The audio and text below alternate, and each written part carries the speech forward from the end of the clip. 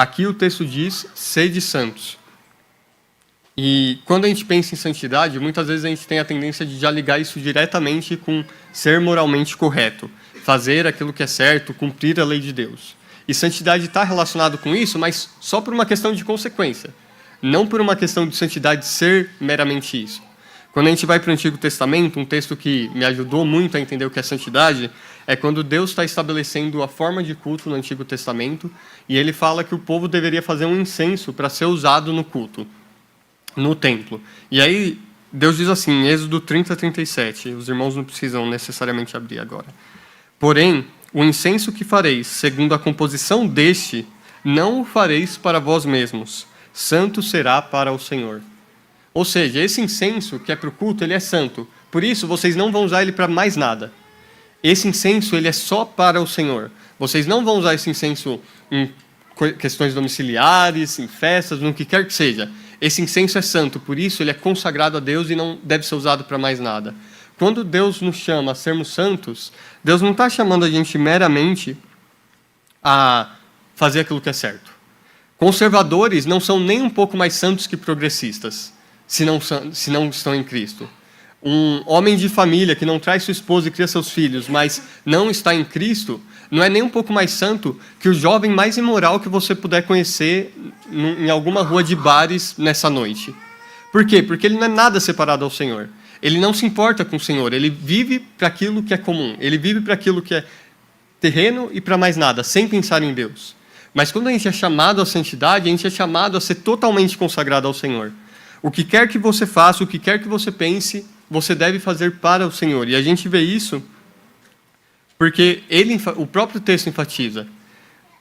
Pelo contrário, segundo é santo aquele que vos chamou, tornai-vos santos também vós mesmos em todo o vosso procedimento. A gente não é chamado a ser santo porque a gente honra pai e mãe quando a gente está com o pai e a mãe, porque a gente não trai nossa esposa, porque a gente não se envolve em relacionamentos sem o propósito do casamento, se é solteiro, e porque a gente não arruma briga, mata ninguém na rua ou rouba. Não. A gente é chamado a ser santo em todo o nosso procedimento. A gente é chamado a ser santo no nosso trabalho e nos nossos lares. No domingo e na segunda a sábado. A gente é chamado a ser santo quando a gente estiver estudando a palavra de Deus e quando a gente estiver no nosso momento de lazer e entretenimento. E essa é uma pergunta que cada um aqui precisa responder sinceramente para si mesmo. Se a gente fosse observar cada momento da sua vida, a gente poderia dizer que cada momento é vivido com o propósito de eu devo ser santo e consagrado a Deus, eu quero ser santo e consagrado a Deus. No seu entretenimento, o que a gente veria é santidade ao Senhor. No seu descanso, santidade ao Senhor. No seu trabalho, na criação de filhos, santidade ao Senhor. Se a gente fosse olhar a forma como você lida com dinheiro, santidade ao Senhor em como você gasta, no que você compra, enquanto você contribui ou não contribui, na sua declaração de imposto de renda e no que quer mais que você faça, o que a gente veria é uma consciência tranquila e falar, eu estou sendo santo ao Senhor. Porque esse é o chamado, e muitas vezes cristãos, e especialmente no meio reformado, essa distorção é comum, vão tratar tudo como lei.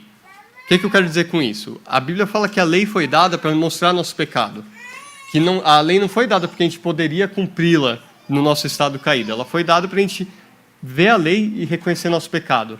Mas nem tudo na Bíblia é lei. Por exemplo, aqui fica claro que ele está falando, chamando você à santidade, chamando os cristãos à santidade, porque eles foram chamados por Deus.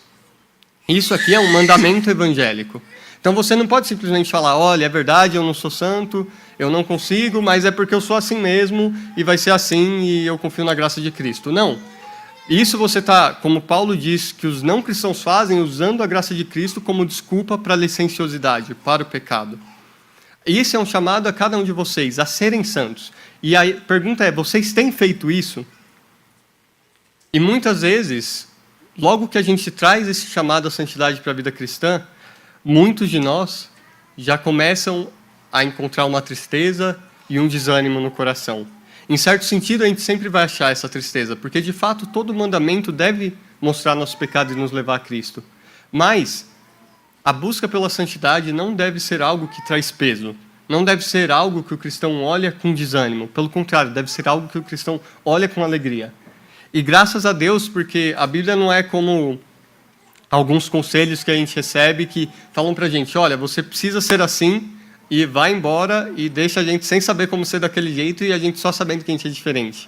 O texto fala para a gente como a gente pode caminhar assim, como você pode viver em santidade, como você pode viver uma vida, apesar de ainda ter pecado, de busca constante pela santidade.